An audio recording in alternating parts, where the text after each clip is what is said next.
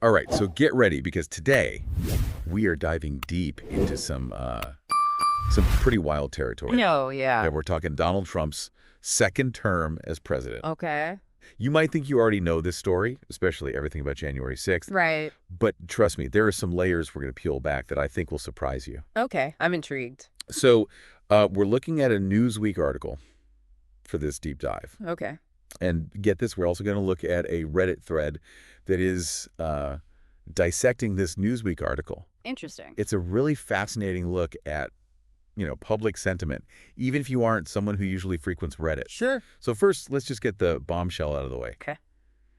Trump, he won the 2024 election. He did. And this is after, losing to Biden in 2020. Yeah, it's almost unheard of. I mean, for like nearly a century, we haven't seen a sitting president, contest a loss and then actually win a second term later. It really makes you wonder about, where we are as a country, in terms of our democratic norms, what's driving voters. Yeah, and Nancy Pelosi, former Speaker of the House, she had a pretty strong reaction to all of this. Uh-huh. She said it was sad that Trump is still claiming that the 2020 election was stolen. Even though he won in 2024. Even though he won in 2024, Okay. Exactly. It makes you wonder what's going on there. Well, I think it kind of brings up this whole idea of truth and reconciliation in American politics, right?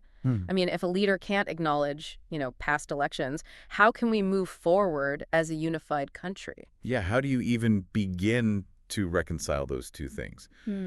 Claiming that an election was rigged while celebrating a current win. It's really bizarre. It's a head scratcher. And all of this, of course, comes as we are approaching the 4-year anniversary of the January 6th Capitol riot. Right. Which still looms large. Absolutely.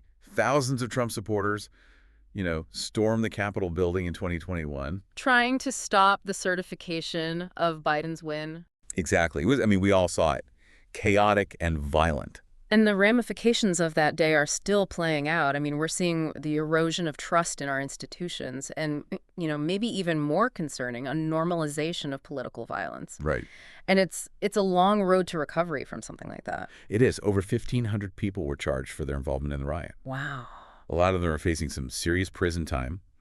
And then, to add fuel to the fire, Trump promises that he will pardon them once he's back in office. Oh, wow. Imagine being one of the police officers injured during the riot, right? Right. Reading quotes where they were saying this is a betrayal, stab in the heart to have the people who attacked them pardoned. I mean, the emotion is really palpable. Sure. And then on the other hand, you have Trump himself, who described the conditions that those rioters were held in as filthy, disgusting. It's like he's trying to have it both ways. The pardon issue it's like opening Pandora's box. We're talking about balancing justice and mercy. We're talking about the political strategy behind it and the possibility of future unrest if those who break the law believe they can be pardoned later. It's really complicated. It is. And Liz Cheney, a very vocal critic of Trump, she's been urging Americans to be what she calls the guardrails of the republic. Okay. It's a pretty powerful image, and I think it really speaks to, the role we all play in upholding democratic institutions, even when they're being challenged by powerful figures. Especially then. Right, especially then. Wow. And it's interesting because Pelosi also made this comment that essentially suggested that voters put their economic anxieties ahead of the events of January 6th when they voted for Trump again. That's a good point. So it makes you wonder. Yeah, is she being cynical? Yes. Or is she just being realistic about, the link between a struggling economy and the choices that people make at the voting booth? Right, exactly. And our Reddit thread, it reflects some of this. You have some users who are interpreting Pelosi's words as like, kind of a dig at Trump, while others are taking aim at Newsweek's coverage of all of this. Huh? It's a perfect example of how these online discussions can kind of become echo chambers for existing biases. Yeah. Make it really hard to figure out, what's objectively true anymore. It does. Speaking of those online echo chambers, let's take a closer look at what people are actually saying in this Reddit thread. I think you'll find it illuminating. What really stands out to me is that, he won despite never actually conceding the 2020 election to Biden. Right. He just, doubled down on those accusations of voter fraud, even though, no real evidence ever came to light. It's hard to wrap your head around, right? I mean, he even skipped out on that, customary meeting with Biden during the transition period back in 2021 Uh-huh. and said he was busy, disputing the results, which actually ended up delaying those all-important initial security briefings. And, let's not forget, 147 Republican lawmakers actually voted to overturn the election results. Yeah, I mean, it just really underscores how deep these political divisions run. And you make a good point about that transition process. It's meant to ensure a peaceful transfer of power. Right. And when you disrupt that, you inject so much uncertainty and instability. And that can impact, every level of government. Absolutely.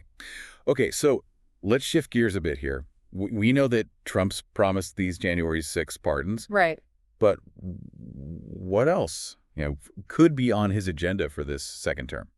It's tough to say for sure, but, we can look back at his past actions and his rhetoric for some clues. All right, well, give us a peek behind the curtain then. What do you see? Well, I think immigration is likely to be, a focal point. Okay. I mean, he's consistently favored, a hardline approach. He's pushed for stricter border control and possibly even cutting back on, legal immigration. That's interesting given that, he relies on those H-1B visas for his own businesses, Uh-huh. like his hotels and golf courses. Right, right. Trade is another area where we might see a continuation of his previous policies. Okay. He's been pretty critical of those existing trade deals and, he slapped tariffs on goods coming in from countries like China. Right. This protectionist approach, as it's called, it could impact global trade and even have repercussions for the U.S. economy. So immigration and trade are definite areas to watch. What about domestic policy? Any hints there? Well, if we look back at his first term, it's reasonable to expect, a continued push for deregulation. Okay. Particularly in, environmental protection, financial services. Right. This could lead to some serious clashes with Democrats who, generally favor stronger regulations in those areas. Of course, we can't ignore the Supreme Court. Right. With a solid conservative majority now in place. Right. Trump has the chance to really influence the direction of the court for, years to come. Absolutely. Any vacancies during his second term would allow him to appoint judges who, align with his conservative ideology, which could have a major impact on issues like, abortion rights, gun control, affirmative action. It really feels like we're on the edge of a very eventful, maybe even tumultuous second term. Yeah. And, it could be even more intense than his first. Yeah, I mean, there's a lot at stake, that's for sure. It's a time of potential upheaval. Right. Will the next 4 years further divide us, or is there a chance for some kind of, healing and reconciliation? Yeah, some big questions to ponder, Mm-hmm. and ones we'll be exploring, as things unfold. Yeah. Okay, so we've covered a lot of ground here. We've talked about, the unique nature of Trump's return to the White House, the lasting impact of January 6th, and what this second term might have in store. I kind of want to circle back to something we touched on earlier, though. Okay. This idea that voters might have put their economic anxieties above the events of January 6th when they reelected Trump. Right. It's complex. Yeah. It is a complex issue, and it deserves a deeper look. Yeah, I mean, on the one hand, you can understand, right, why people would focus on their livelihoods, especially during tough economic times. Yeah. They're worried about putting food on the table, keeping a roof over their heads. Yeah, and economic anxiety, I think, it can push people towards choices that they wouldn't normally make. Right. And it can also make them more receptive to, populist rhetoric that offers easy answers to complex problems. Right, but here's the thing. Democracy isn't just about, economic well-being. Right. It's also about principles. It's about individual rights. It's about making sure that transfer of power happens peacefully. Yeah, that's where the real dilemma lies. Yeah. How do you strike that balance between the need for economic security and the need to protect, democratic values? It's a question that has challenged democracies for centuries. And it's not going away anytime soon, especially with all the challenges that, we're facing in the 21st century. Now, before we get into our final thoughts, let's shift our attention to another aspect of all this, Okay. the potential for future unrest. Right. This is a critical area to consider, especially given, Trump's pledge to pardon those January 6th rioters. Exactly. I mean, some are worried that this could embolden extremist groups. Mm-hmm. They might see these pardons as a sign that they can act with impunity. And there is, historical precedent for this concern. Amnesty or pardons that are granted after these periods of political upheaval, they can sometimes lead to a resurgence of violence or instability. So what can be done to, mitigate these risks?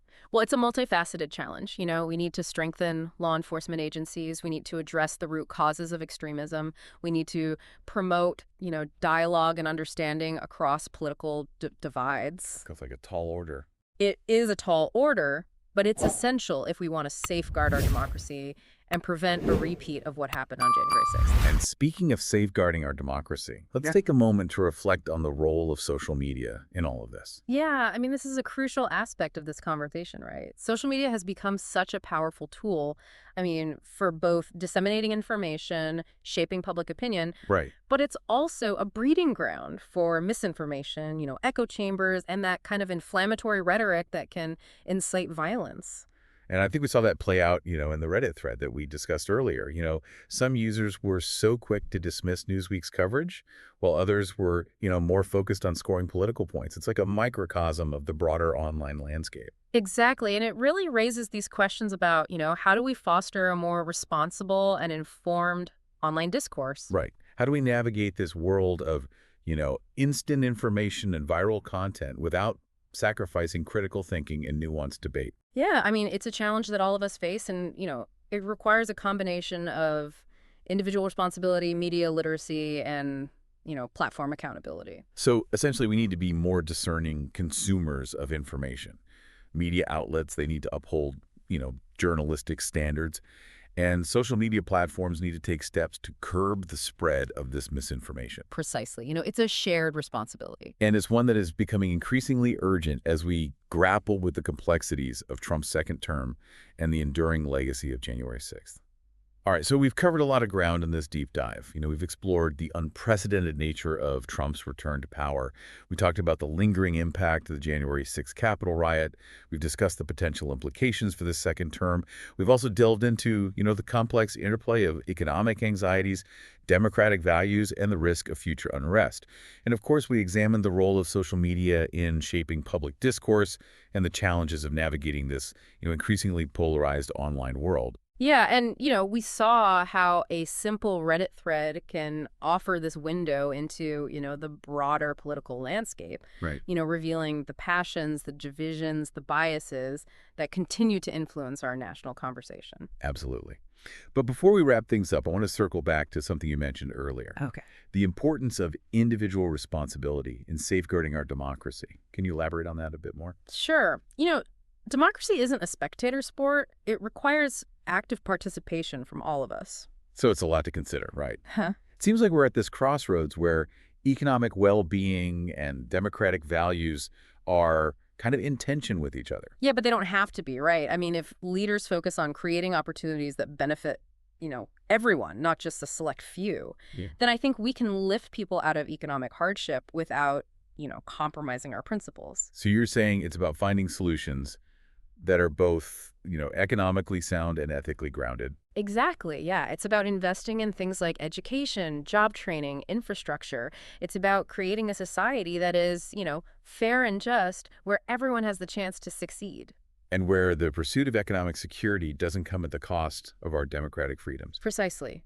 We can't afford to just sacrifice our values for, these short-term gains. We need to think long-term, think about the health and sustainability of our democracy. And that brings us back to this idea of, leadership. Mm-hmm. It seems like leaders have a responsibility to not only, address those economic anxieties, but to do so in a way that actually strengthens our democratic institutions. They absolutely do. They need to be role models for civility and respect for, the rule of law. They need to be promoting unity and understanding, not division and fear-mongering. Because if leaders just exploit those anxieties for political gain, it really undermines the very foundation of our democracy. Exactly. And that's, it's a slippery slope. We've seen throughout history how these populist leaders, they can rise to power by preying on people's fears and frustrations. Right. And once they're in power, they often erode democratic norms and institutions just to consolidate their own authority. Which is why it's so important for citizens to be, vigilant and hold their leaders accountable. Exactly. It's not enough to just vote, right? Right. We need to stay informed, engaged, and active in our communities. Precisely. Yeah. We need to demand more from our leaders, and we need to be willing to, participate in this hard work of building a more just and equitable society. Because ultimately, the future of our democracy, it depends on all of us. Well said. It is a collective effort. All right, so we've explored, a lot of really complex and challenging issues in this deep dive. But if there's one thing I hope our listeners take away from our conversation today, it's that the future of American democracy, it's not predetermined. It's something that we're all actively shaping, through our choices, through our actions, and through our willingness to engage in these difficult conversations. So, keep questioning, keep learning, and keep pushing for a better future. And remember, this conversation, it doesn't end here. We really encourage you to continue exploring these topics and to seek out, diverse perspectives because informed citizenship, it requires ongoing engagement and a commitment to lifelong learning. Yeah, absolutely. And if you're interested in, delving a little deeper into the sources that we talked about today, be sure to check out our show notes. We'll have links to the Newsweek article, the Reddit thread, and some additional resources that we've compiled for you. Thanks for joining us for this deep dive. We'll be back next week with another thought-provoking topic. And as always, we can't wait to explore it with you.